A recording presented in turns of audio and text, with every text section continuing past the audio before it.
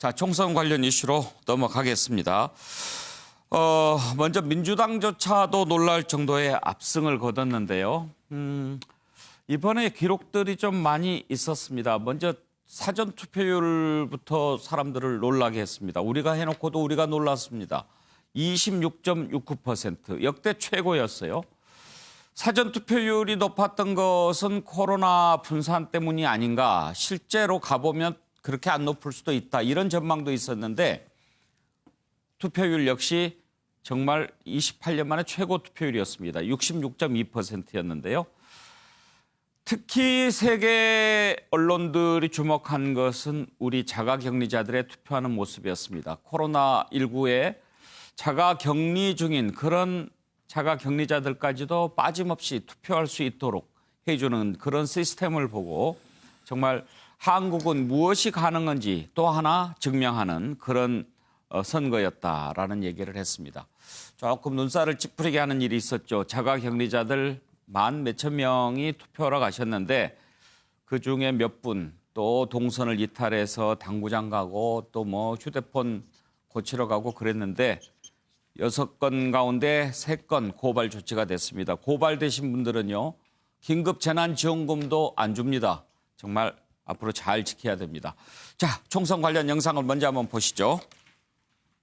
This is what an election during a pandemic looks like. This is South Korea, the parliamentary elections with this crisis. But it's interesting because it's almost the voting itself, the fact the election is taking place that is more important from an international point of view than who wins. The fact that they are able to do this. And there will be countries around the world looking at this to see if they are able to replicate the same. Now, there was some concern that turnout might be low. Maybe people would be too worried about coming to a polling station where other people were. That has clearly not been the case. And the final turnout vote we have seen is the highest in well over 20 years. 세계적인 코로나19 대유행으로 여러 국가에서 선거를 연기하고 있음에도 철저한 방역 지침으로 선거를 준비하고 치를 수 있었던 것은 국민 여러분들의 적극적인 협조와 무엇보다 현장에서 애써주신 투표 사무원들과 지자체 공무원들 덕분이었습니다. 우리나라의 개방되고 투명한 코로나19 대응과 더불어 전 세계 다른 나라들의 모범이 될 만한 또 하나의 좋은 사례로 남게 될 수 있기를 기대합니다. 예. 정신의학과 전문의 최명기 원장님. 네. 이번에 코로나19 때문에 자가격리한 분들도 있었지만 사실 나가는 게 좀 조심스럽고 그런 상황이었지 않습니까? 네. 그런데 이렇게 투표율이 높았고 많은 사람들이 투표장에 간 이유 어디에 있다고 보셨나요? 하나는 이제 구조적인 측면이 있고요. 예. 하나는 이제 정치 심리적인 측면이 있는데요. 구조적인 측면은 일단은 많은 사람들이 투표를 안 하게 되는 게 정치에 대한 환멸도 있지만 사실은 여행을 가느라고 그날 모임에 가느라고 무슨 일을 하다가 보니까 투표를 안 하게 되는 경우가 있었어요. 그런데 이번에는 사회적 거리두기라는 구조적인 측면이 있기 때문에 여행을 갈 수도 없고 예. 모임을 갈 수도 없고 아무것도 할 수가 없었거든요.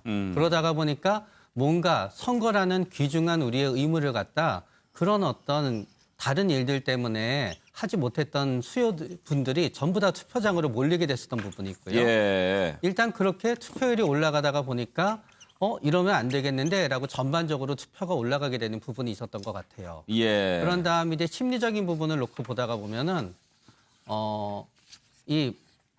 그동안은 우리가 과거에 우리나라 원래는 이제 지역 감정이 우리나라의 정치에 있어서 가장 중요한 갈등 요소였을 때는 어차피 될 사람도 뻔하고 모든 게 뻔하다고 느껴지게 돼서 왠지 투표율이 굉장히 저하됐었거든요. 예. 그런데 우리가 2003년도, 2004년도, 2005년도 점점 이렇게 세대 간의 어떤 그 견해 차이가 주가 되는 정치 원동력이 됐었어요.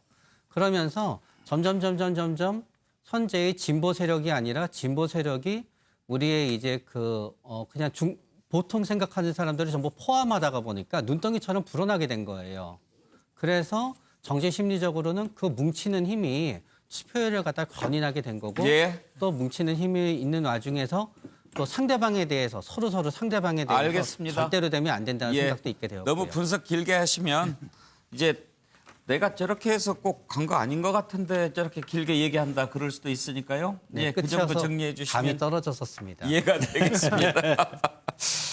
자, 이렇게 높은 투표율 속에 선거 결과가 나왔습니다. 결과는 여러분들 너무나 잘 아시다시피 유례 없는 여당의 압승 그리고 전례 없는 보수 야당의 참패였습니다.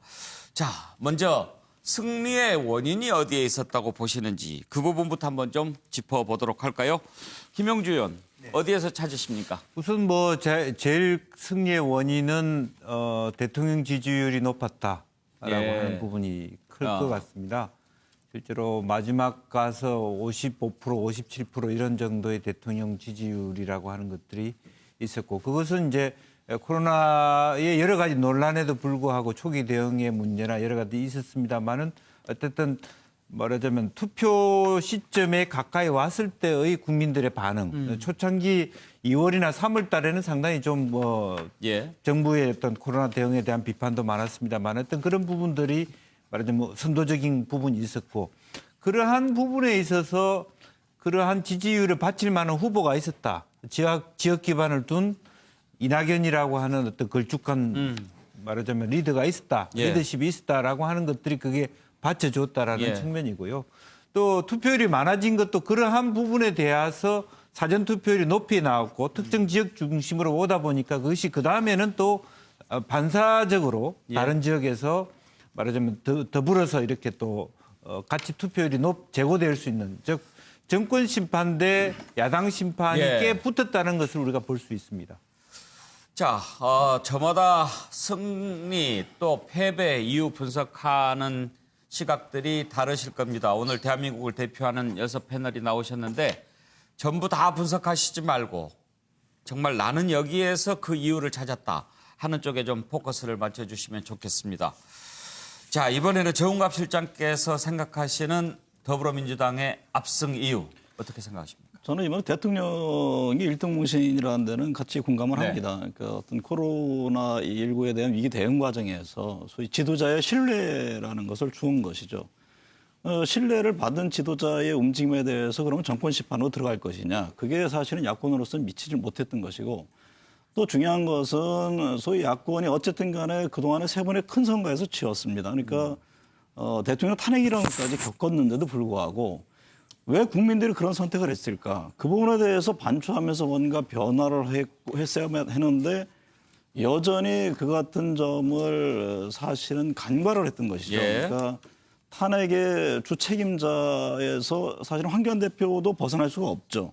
그리고 태극기 부대의 움직임들에 대해서 과연 제1야당이 어떤 모습을 보였는지 같이 오버랩되는 그런 형국이 되면서 그렇다면 대안의 어떤 새로운 정당이 될 수 있을 것이냐. 이 부분에 대해서 저는 국민들에게 답을 전혀 주지 못했다 그렇게 보고 있습니다. 예. 김성환 평론가의 분석 들어보겠습니다. 그러니까 저는 투표율하고도 관련이 있다고 생각하는데요. 투표율? 예. 네, 중앙선거관리위원회에서 1, 2차에 걸쳐서 유권자 의식 조사를 하지 않았습니까? 예. 그때 투표를 적극적으로 할 것인지 아닌지 적극적으로 하는 층을 조사를 했거든요. 근데 1차 조사 때는 30대가 71%였는데 2차 조사 때는 75.6, 40대는 77에서 84, 50대는 73에서 80. 그러니까 30, 40대가 두드러지게 증가를 했어요. 그러니까 이건 뭘 의미하냐면요. 이게 투표율이 66%가 넘는데 1등 공신이 30, 40대라고 하는 예. 데가 나오는 이유인데요. 지난번 지방선거 때도 70%대 투표율을 기록했습니다. 30, 40대가. 그러니까 달리 말하면 30, 40대는 문재인 정부가 흡족하게 잘한다 이런 측면도 있을 수 있겠지만 그것보다는 넘겨주기 싫다. 그러니까 통합당한테 특히 통합당을 중심으로 한 보수한테 아직은 정권을 넘겨줘서는 안 된다라고 하는 의식이 굉장히 강했다는 걸 예. 보여주는 겁니다. 이거는 앞서 잠깐 말씀하셨던 것처럼 보수의 혁신, 개혁과 관련되어 있는 문제인데요. 그러니까 2017년 대선에서 졌죠. 그다음에 지방선거에서 1년 뒤에 졌죠.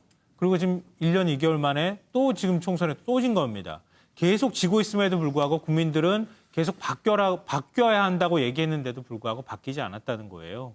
오히려 보수는 강화하는 방향으로 나갔습니다. 황교안 대표 그 당대표로 선출하고 그리고 사사건건 바깥으로 나가서 싸움만 했는데 그런 보수의 모습은 진정한 보수의 모습이 아니다라고 얘기하고 있는 것이라고 저는 생각합니다. 그래서 일부에서는 더불어민주당의 승리일 수도 있지만 미래통합당의 패배다. 그런 얘기도 원래 하는 거죠. 투표행위라고 하는 것 자체가 더 싫은 사람한테 투표하지 않는 것이거든요. 그러니까 오히려 지지하는 것보다는 싫은 사람한테 표를 안 주는 성향이 강하기 때문에 예. 통합당한테 주기 싫었다고 하는 표현이 더 맞지 않을까 생각합니다. 예. 장성철 소장이 생각하는 여당의 승리 원인 어디입니까? 응원과 분노라고 생각을 합니다. 그러니까 지금 코로나19라는 국난 극복을 하기 위해서는 대통령을 응원해줘야 된다. 대통령을 뒷받침하고 있는 더불어민주당을 응원해줘야 된다라는 것이 지지율이 높아졌다고 보여지고요. 어쨌든 더불어민주당 정권이 국민의 삶을 어렵게 만들기는 하지만 그리고 더불어민주당이 하는 행동 못 믿겠지만 그 대안 세력으로서 미래통합당은 더 못 믿겠다. 그래서 너희들은 한 번 더 이번에 혼나야 된다라는 그런 분노의 심정이 투표장으로 이끌었고 그것이 총선 승리를 이끌어왔다라고 저는 평가해 봅니다. 여당의 승리 이유를 분석한 다음에 미래통합당 패배 원인을 좀 분석을 해보려고 했는데 첫 번째 질문에서 미래통합당 패배 이유들이 많이 나오는 것 같습니다. 아무튼 다 들어보죠. 서정욱 변호사는 어디에서 이유를 찾습니까? 일단은 이제 그 투표율이 아주 높았죠. 그거는 이제 그 좌우 보수 진보 진영이 총력전을 핀 거예요. 결국 이제 정권을 심판해야 되겠다. 이런 보수 진영의 투표 참여율도 높았고 또 이제 문재인 정권에 힘을 실어줘야 되겠다. 이런 이제 진보 진영의 그것도 높았고 그래서 이제 그 투표율이 높이 올라간 거고요. 그다음에 두 번째 저는 야당의 패배 원인은요. 패배 원인은 제가 두 번째 다루려고 합니다. 근데 성자원화 똑같기 때문에 적었기 때문에 그럼 간단히 두 번째 말씀. 질문 안 드리겠습니다. 예, 알겠습니다. 결국은 이제 이거 저는 선거에 가장 중요한 게 프레임 전쟁이거든요. 근데 이 프레임이 바뀌어버렸어요. 원래 이제 이거 조국, 그다음에 3년의 국정 정권 심판 이게 프레임이 돼야 되는데 이게 코로나로 완전히 바뀌어버린 거예요. 코로나 깜깜이 선거로. 그래서는 결국에 우리 그 마키아벨리가 뭐라 했냐면요. 정치적 결과의 절반은 비르투, 실력이 좌우하고 그다음에 절반은 포르투나, 운명의 여신이 좌우하는 거예요. 저는 이제 다 변명하는 건 아니지만 물론 이게 야당이 잘못한 것도 50% 있겠지만 실력이 그러게 운명의 여신도 어떻게 보면 이게 여권편을 들어준 거예요. 코로나라는 게 어떤 국제적인 천재지변이 갑자기 생기면서 프레임이 바뀌어버린. 그래서 저는 그 반반으로 봅니다. 예. 최병기 원장은 여당의 승리 이유 어떻게 분석합니까? 여당의 승리는 쭉 여당을 하면서 가급적 싫어하는 사람을 가급적 안 만들었던 거예요. 과거 몇 년 동안에. 왜냐하면 무조건 뭐가 나는 정책을 해서 꼭 이거를 하고 싶어가 몇 가지 있었지만 그러면서도 절대로 모든 사람이 우리에 대해서 부정적인 감정을 갖거나 기피하는 감정을 가지지 않게 되라고 자제하는 순서가 있었거든요. 그러면서 중간에 회색지대에 놓인 분들이 여당에 대해서와 야당에 대해서 중에 여당에 대해서 덜 혐오감을 가지게끔 잘 조정을 했었던 것 같아요. 예. 인식의 출발선은 김성환 평론가하고 좀 비슷하신 것 같군요.